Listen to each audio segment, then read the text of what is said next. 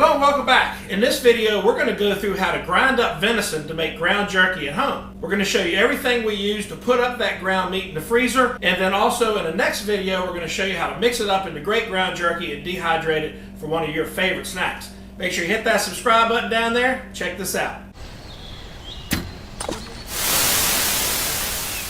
All right, we got to put the grinder together, but before we do anything, we got to get the grinding oil ready. Now we're ready.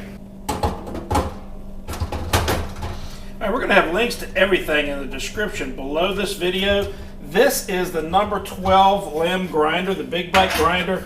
This is a fantastic machine and has really done well for us. We're also going to be using this foot pedal switch which goes on the floor, and you just step on it to turn the grinder on and off. So we just set it right in front of our work area, run the cord out the way, plug it into our outlet, plug the grinder into that.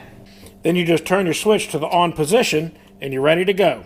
And that foot switch is a really important accessory to this because it makes doing this by yourself a whole lot easier when you don't have any help. Even with help, it's a whole lot easier than reaching for that switch every few seconds. Links to everything in this video are in the description below. We're also going to be using the LEM Meat Packaging Kit with a taper, 2-pound meat bags, and a 2-inch bag filling horn for the grinder. You can also use these on a sausage stuffer if you'd rather, but it works great right off the grinder. If you have the space and ability, it's a really good idea to put your meat in a freezer and get it frosted a little bit before grinding. That helps us go a lot faster. So starting with cold, cubed, and very well trimmed meat, first thing we've got to do is get the first pass grind through here. We're going to grind this meat twice, which is going to make that jerky real easy to chew and really good eating. By the way, you guys, this stuff right here is worth its weight in gold when you're trying to cover up meat. It's not like that clear cling wrap that doesn't cling to anything, even itself. This will cling to everything. And it works a lot better for putting your meat in the freezer. All right, we're going to fit what meat we can into the hopper first. We're grinding this straight up, lean trimmed venison, no fat added for jerky. The fat will actually render out when you're drying and cooking it anyway, and you just have to mop it off the jerky. So this is a much better way to do it. Plus the finished product is a lot more shelf stable with less fat in it and will last a lot longer in the refrigerator even. One of the really nice things about grinding it yourself is you control what goes into your grinder. If you see a piece of hair or something yucky that you missed, just get it out of there. The hopper on the LEM number 12 holds about 10 pounds of meat, so you might have to fill it more than once if you have as much as we do. We're grinding about 30 pounds tonight. This is where that foot switch comes in handy. LEM number 12 will take it just about as fast as you can feed it in there.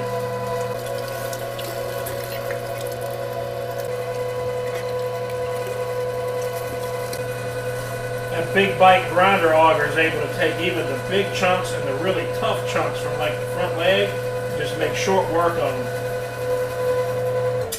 Alright, that first pass at 10 pounds of meat, according to my camera, took about 3 minutes. Now in between, make sure you put your meat lugs back in the refrigerator or the freezer if you can, in between to keep it cold. Alright, we got the lug of frosted meat in there. That ought to go even faster.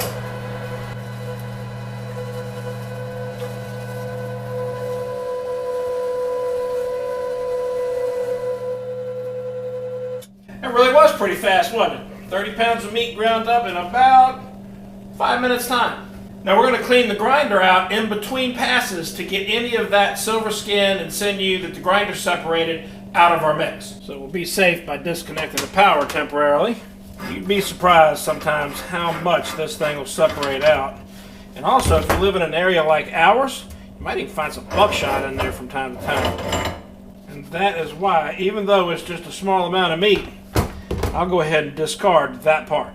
I put the meat back in the fridge to keep it cool while you label your bags, and this is a good time for a re-oiling. 30 pounds of meat, about 15 bags. I like to label my bags for which deer it is and who killed it, and of course the date. Now you want to go ahead and assemble this 2-inch bag filling horn on here. Alright, get your bag on there, and get ready to get cranking on that second and final pass right into the bag.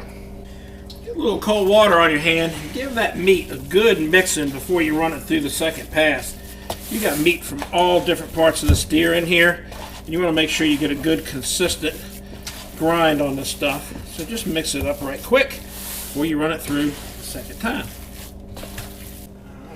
Bags out the way, pusher. Let's rock and roll the foot switch.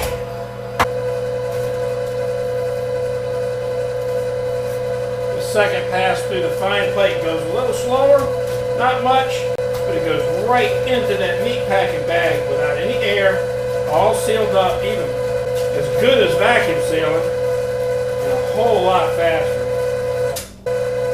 All right, with these bags, once you've reached that line, you're at 2 pounds. Spin it closed, run it through your taper, give it a trim, and that's it. Bag on there, stab on it. You see that foot switch is just invaluable. You don't have to push hard, let the grinder do the work. So you think we should have let this bug go another year? I call it a keeper. I notice nobody has a thing to say, but good job when I catch a 3-pound flounder. And nobody asks me what it scores when I hand them a bag of jerky. Now you might say, man, I don't need no $400 grinder to do that. I can do that in my old lady's stand mixer with the grinder attachment. Good luck. You'll be there till next hunting season trying to pack that crap in these bags with that little thing. Truth is, he's kind of right. You don't need one of these. You don't need a $400 grinder. But I tell you what, these are not an expense. These are an investment. Is this your last hunting season? How many pounds of burger are you going to grind this year? We've already ground, this is probably about 125 pounds of ground that we've done this year. So you want to do the math at about, I don't know, $3.50, $4 a pound for ground beef if you can find it. So at about $3.50 a pound, we've done about 125 pounds of meat this year. That works out to about, I don't know, $435 worth of meat we've ground with this grinder. This dude's paid for in 1 year. How much does meat cost where you're at? So again, these machines are investments. You need to factor that cost over the many years that you're going to be using them and even handing them down in a lot of cases to your hunting kids. Buy good gear, buy once, cry once. Good things cost money. Get you a good grinder. By the way, these bags, these are about half the cost of Ziplocs. And with that, everything's packaged. And I'm going to go one extra step and write a little J on the bottom of every one of these bags so I won't get it confused with my general grind, which has 10% fat added to it. I'll put a link up there in the cards to my other grinding videos that'll help you out on putting up some of your other venison in burgers or just general ground with some beef fat or pork fat mixed in. This is probably the coolest part of this. Look at how this stuff stacks up. You don't have to worry about it all collapsing on you as soon as you grab a piece of it out of there or nothing.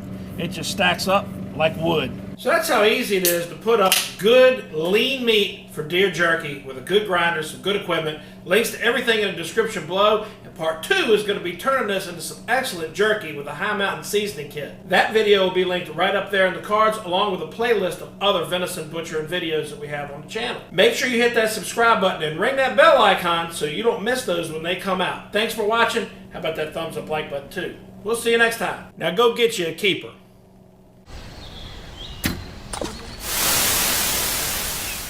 And one baby one for the door. A little OCD there. That freezer's coming along nicely, but I think we got room for one more keeper in there. Now go get you a keeper. Yeah, we're down the wrong way.